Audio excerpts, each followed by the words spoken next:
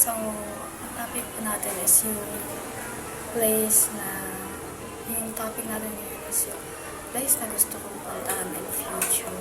And isa to sa nasa utak ko talaga palagi when it comes to place na gusto kong puntahan. So, ito po is yung Palawan.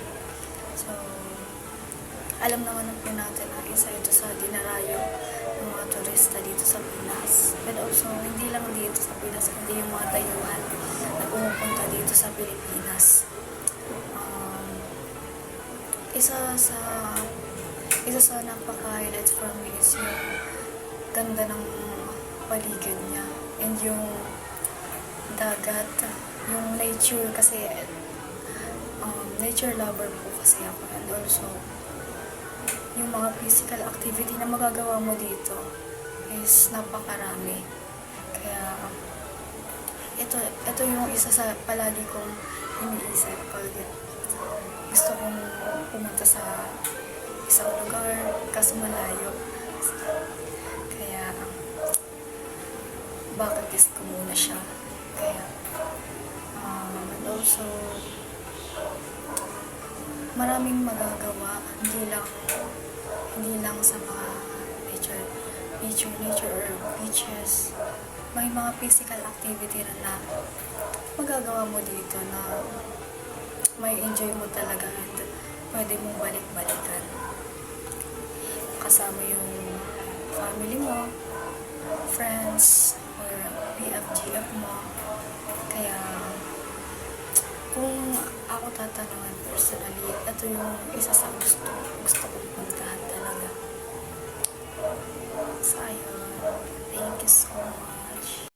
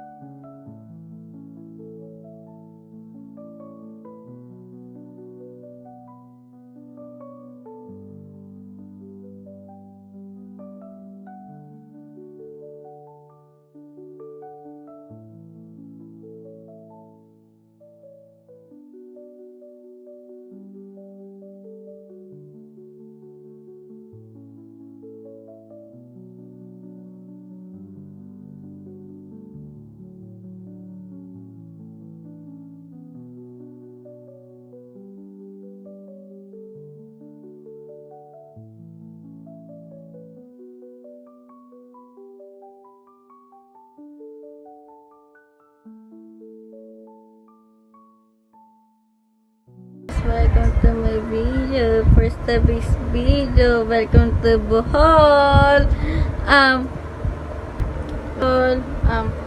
Dito sa Bohol is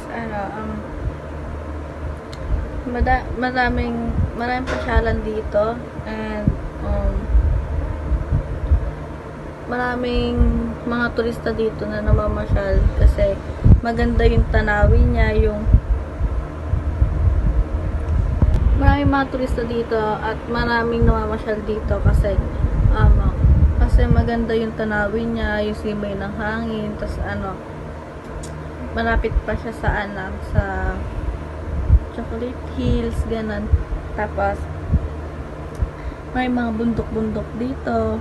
Kaya yung mga turista na namamasyal dito, mga tao na namamasyal dito, gandang-ganda sa lugar ng Bohol kasi marami rin mga resort, maraming mga magagandang stay in, ganun. Maraming magandang pag-i-stayan sa Bohol. At saka pati hindi na siya, tapos ang ganda rin ng ganda rin ng probinsya ng Bohol kasi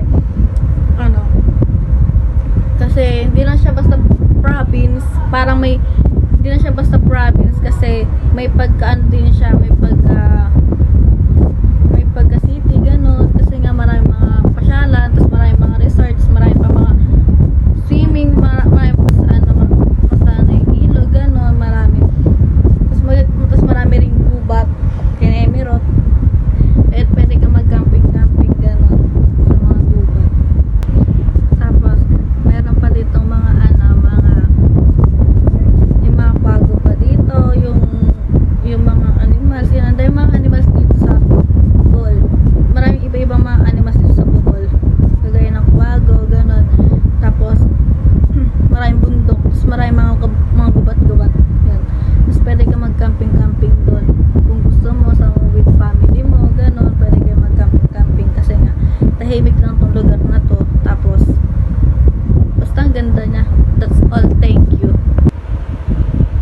At nakalimutan ko pala, meron pang isang lugar na magandang pasyalan sa Bohol, ang Baclaran Church. Sa Baclaran Church daw, ito yung pinakamalaking simbahan sa Bohol.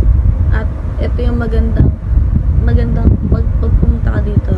Sobrang laki nga na simbahan. Tapos marami ring nagsimba dito na hindi taga dyan, ganun, hindi taga Bohol, pero ang marami nagsisimba ng taga Bohol. Mga nasa Bohol na namamasyal, ganun. Tapos kasi yung nagdaan cave, ito naman yung parang ilog na madilim, ganun. Tapos parang siyang ilog na tahimik din tong lugar na to. Tapos marami rin naliligo dito sa lugar na to kasi nga tahimik na siya na lugar. Tapos marami rin mga turista na nag-swimming dito kasi nga ang sarap maligo doon. Ang sarap maligo doon sa Hinagdan Cave. Yun lang.